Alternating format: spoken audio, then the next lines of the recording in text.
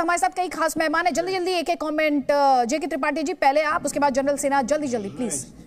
देखिए अमिताभ, ऐसा है कि आप वहाँ पर रहिए जैसा कि कहा गया है, और जहाँ तक हमारी जानकारी है, हमारी एम्बेसी जो हंगरी में है, स्लोवाकिया में है, पोलैंड में है, रोमानिया में है, वहाँ से टीम ऑलरेडी बॉर्डर्स में भेजी जा चुकी है और एयरफोर्स की फ़्लाइट्स तैयार हैं उड़ने के लिए। बस अगर रशियन गवर्नमेंट जो कि ऑक्यूपाइंग फोर्स है वो अगर परमिशन दे देती है, जिसके लिए प्रधानमंत्री मोदी ने कल पुतिन से बात की है, तो फिर तुरंत आपको उधर से एयरलिफ्ट कर दिया जाएगा।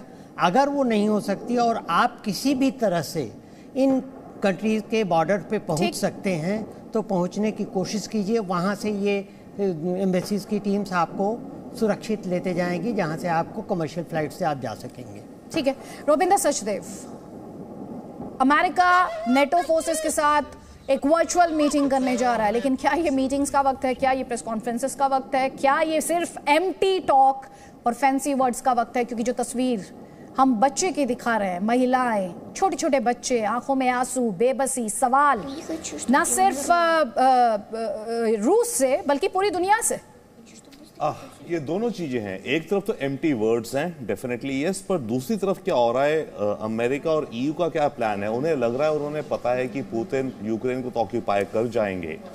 अब वो जो सैंक्शंस वगैरह लगा रहे हैं, जो वो कदम ले रहे हैं, उन्हें पता है कि उन कदमों का इफेक्ट इमीडिएटली नहीं होगा, मीडियम टर्म लॉन्ग टर्म में जाके होगा, राइट। और उन्हें यह भी पता है कि इस समय वो कुछ ऑन द ग्राउंड कर नहीं सकते, सोल्जर्स उन्होंने भेजने नहीं, उन्होंने डिसाइड कर लिया है, ठीक है, और फाइट करना नहीं उन्होंने यूक्रेन के साथ मिलके। तो जैसे आप कह रही हैं, अभी के समय में एम्प्टी वर्ड्स हैं, बिल्कुल अभी के समय में कोई हेल्प नहीं है। और जहां तक ये बात करते हैं कि हम एड देंगे, अगर मिलिट्री एड कुछ भेजेंगे, मानो एंटी मिसाइल्स या इस तरह की चीजें, तो मुझे आप बताइए, अगर यूक्रेन की एयरफोर्स रशिया ने डोमिनेट करी हुई है, तो अमेरिका या ब्रिटेन अपने मशीन गन्स किस प्लेन में भर के उतारेगा यूक्रेन के अंदर? तो वो तो एक लॉजिकल साउंड नहीं करता ना। एड भी ये कह रहे हैं हम देंगे, किसको देंगे, कहां देंगे? उनके प्लेन ही लैंड नहीं कर पाएंगे। ठीक है, ये अपने आप में एक बड़ा सवाल है, इसे लेकर हमने लगातार डिस्कशन भी किया है जी न्यूज पर। किस तरह से यूएस और रशिया के बीच इस वक्त एक जुबानी जंग चल रही है, समझिए। Современная Россия даже после развала СССР и утраты значительной части его потенциала является сегодня одной из самых мощных ядерных держав мира. Putin is the aggressor. Putin chose this war, and now he and his country will bear the consequences.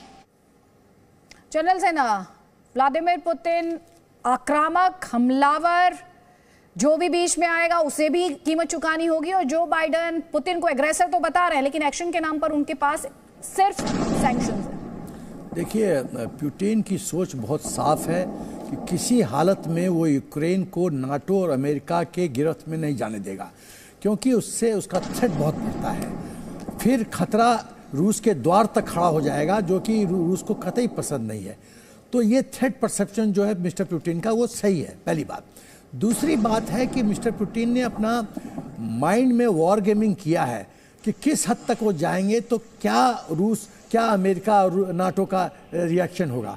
और बहुत अच्छा बैटल रीडिंग किया है उन्होंने, माइंड का जो मेंटल रीडिंग किया है मिस्टर बाइडेन का और नाटो का, बहुत अच्छा किया मिस्टर पुतिन ने। तो जैसा कहा जा रहा है कि भविष्य में उसको थोड़ा सा जो फायदा है वो तो भुगतना पड़ेगा, लेकिन अभी तो राउंड 1 में वो जीत रहे हैं। और राउंड 1 में जीतेंगे तो एक चीज़ और बता दूं कि जो यूक्रेन का, चाहे आप फूड इंडस्ट्री की बात करें या मिनरल्स की बात करें या इंडस्ट्रियल की बात करें, तो आप मुझे मौका दीजिएगा तो मैं बताऊंगा। करीब 20-22 आइटम है, तो वो जो एसेट ये रूस को अवेलेबल होगा, वो काफी हद तक वो जो लॉस है वो कवर कर देगा। ठीक है कर्नल तेज टिक्को, डे 1 हमने देखा मिलिट्री इंस्टॉलेशंस को टारगेट किया गया, एयर बेसिस, एयरफोर्स। डे 2 का एक्शन हम देख रहे हैं, गवर्नमेंट बिल्डिंग्स को टारगेट किया जा रहा है। और साथ ही ज़ेलेंस्की जो कि यूक्रेन के प्रेसिडेंट हैं, वो ये कह रहे हैं वो नंबर 1 टारगेट है और उनकी फैमिली नंबर 2 टारगेट है। इन स्टेटमेंट्स को कैसे देखते हैं आप? देखिए, मुझे लगता है आज शाम तक कीव पर जो है रशिया का कब्जा हो जाएगा, लेकिन ये जंग यहाँ ख़त्म नहीं होने वाली है। डे 1 रशिया के पक्ष में चला गया। डे 2 में मुझे लगता है कि यूक्रेनियन फोर्सेस भी थोड़ा बहुत रशिया के ऊपर नुकसान डाल रहे हैं। अब नेटो का क्या रवैया होगा? मैं मानता हूं कि ये जंग कल ख़त्म होने वाली नहीं है। ये ज़रूर है कि नेटो ने अपने ट्रुप्स वहाँ भेजने से मना किया है, इनकार किया है, लेकिन आपको ज़रूरी नहीं है कि आप ट्रुप्स फिजिकली कहीं भेजें नुकसान करने के लिए। अगर हंगरी और पोलैंड और रोमानिया में जो नेटो ट्रुप्स हैं उनकी मिसाइल्स डिप्लॉयड है, अगर उनसे वो रशिया के ऊपर हमला करेंगे तो आपको फिजिकल ट्रुप्स भेजने की ज़रूरत नहीं है। तीसरी बात मैं ये बताना चाहता हूँ, अगर ज़ेलेंस्की ने ये फैसला किया है कि हम लड़ेंगे, उसका मतलब क्या है? उसका मतलब ये है कि यूक्रेनियन लोग जो रशिया के बरखिलाफ है, अगर वो उनको आर्म करेंगे तो वहाँ पर एक इंसर्जेंसी सिचुएशन पैदा हो जाएगी। और अगर इंसर्जेंसी सिचुएशन पैदा हो गई, और मुझे लगता है कि उस तरफ जा रही है वॉर, तो इंसर्जेंसी सिचुएशन अगर पैदा होगी तो रशियन ट्रूप्स तो वहाँ बॉक डाउन हो जाएंगे। ये ज़रूर है कि रशिया की काफ़ी सारी एडवांटेजेस है, लेकिन रशिया को भी बहुत नुकसान उठाना पड़ेगा और ये ड्रैग हो जाएगा वॉर, और अल्टीमेटली इनको बातचीत करनी ही पड़ेगी। तो आप कह रहे हैं कि फाइनली व्लादिमीर पुतिन को बातचीत की टेबल पर आना होगा। हालांकि जो इकोनॉमिक सैंक्शंस अभी तक रशिया पर लगाए गए हैं वो उसे मजबूर नहीं कर पाए हैं कि वो बातचीत के टेबल पर आए, और लगातार एग्रेसिव पोस्चरिंग, हम आपको तस्वीरें लगातार दिखा रहे कि कैसे कीव में सायरन्स सुने गए हैं, हमले को लेकर चेतावनी। इसके अलावा यूक्रेन द्वारा ये दावा किया जा रहा है कि उसने रशियन मिसाइल को मार गिराया है, और रशिया ये दावा कर रहा है कि वो गवर्नमेंट बिल्डिंग्स को टारगेट कर रहा है कैपिटल में। और खबरें ये भी कि रशियन फोर्सेस तेजी से राजधानी कीव की तरफ बढ़ते हुए, और जब आप ये सारी खबरें सुन रहे हैं तो उसमें यूक्रेन के राष्ट्रपति ज़ेलेंस्की का जो स्टेटमेंट है उसे इग्नोर नहीं किया जा सकता। वो ये कह रहे हैं रशिया के लिए वो टारगेट 1 है और उनकी फैमिली टारगेट नंबर 2 है।